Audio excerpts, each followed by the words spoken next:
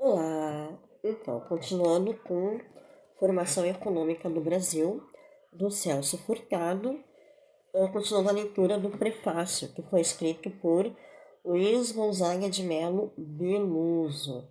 Lembrando que no último vídeo, né, eu li referente à mineração, né, da Espanha e da Holanda, para acumulação de riquezas de ouro e prata, onde estava escrito que uma empresa espanhola que fazia exploração mineira teve uma decadência, né, por causa da exploração mineira, terminou os recursos minerais da época, né, e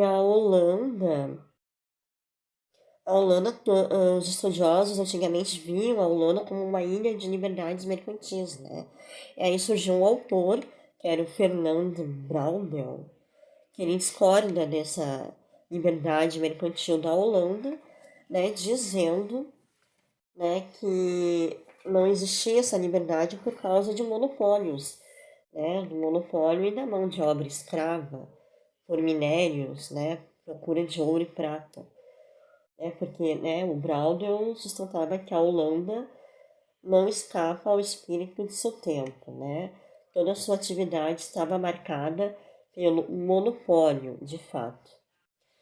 Todas as colônias da Europa eram consideradas campos de caça, submetidos ao exclusivo metropolitano. Né? Tudo exclusivo para a cidade. Então, agora eu vou ler mais dois parágrafos, né? O parágrafo 9 e o parágrafo 10. Não sei se dá para inverter aqui a lente para mostrar. Acho que não. Vou mostrar para vocês. Hoje eu vou ler o 9 e o 10, tá? Continuando o raciocínio do Luiz Gonzaga de Melo Beluso. Os rumos, sucessos e fracassos da aventura colonial ibérica nas Américas não podem ser apartados das transformações e vicissitudes decorrentes dos conflitos e rivalidades entre os estados nacionais metropolitanos. Lembrando que havia uma competição entre os países da Europa, pelo comércio. A absorção de Portugal pela Espanha, porque a Espanha faliu procurando minério, e a guerra com a Holanda, Portugal e Holanda brigam, determinaram um fim de cooperação virtuosa. Suas consequências foram muito além da invasão holandesa no Nordeste brasileiro. Expulsos do Brasil, os holandeses dariam início à exploração açucareira em grande escala no Caribe, o que iria afetar profundamente os preços e a rentabilidade do empreendimento português no Brasil. Furtado reconhece que o principal acontecimento da história americana no século XVII foi, para o Brasil, o surgimento de uma poderosa economia concorrente no mercado dos produtos tropicais. Ademais, o prolongado conflito entre a França e a Inglaterra no século XVII ensejou o desenvolvimento de uma etapa nova na história da América. As colônias de povoamento da Nova Inglaterra na América do Norte constituíram uma forma de ocupação territorial e de exploração econômica distinta dos padrões impostos pela expansão colonial ibérica. Dirigida de dentro para fora, produzindo principalmente para o mercado interno, sem uma separação fundamental entre as atividades produtivas destinadas à exportação e aquelas ligadas ao mercado interno. A economia do norte dos Estados Unidos estava em flagrante contradição com os princípios da economia colonial. Não era a mesma economia da Europa.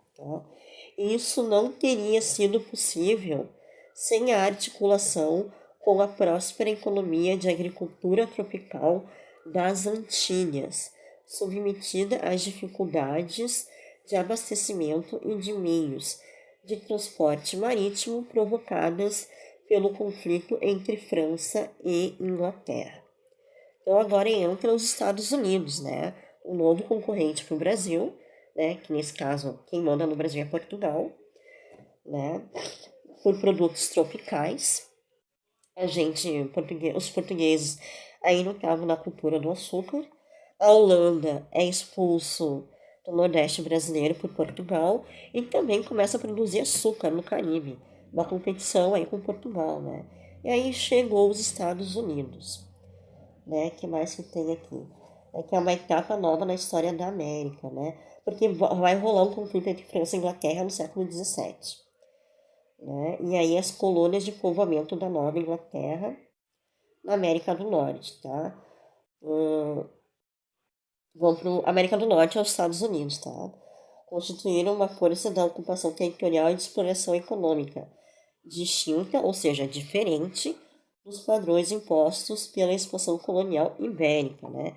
Por causa da colônia europeia. É diferente nos Estados Unidos a economia da economia europeia. Por causa do conflito com a França e a Inglaterra, as coisas mudam. Tá? É uma coisa dirigida de dentro para fora, produzindo principalmente para o mercado interno, né, dentro da América do Norte, sem uma separação fundamental entre atividade produzida.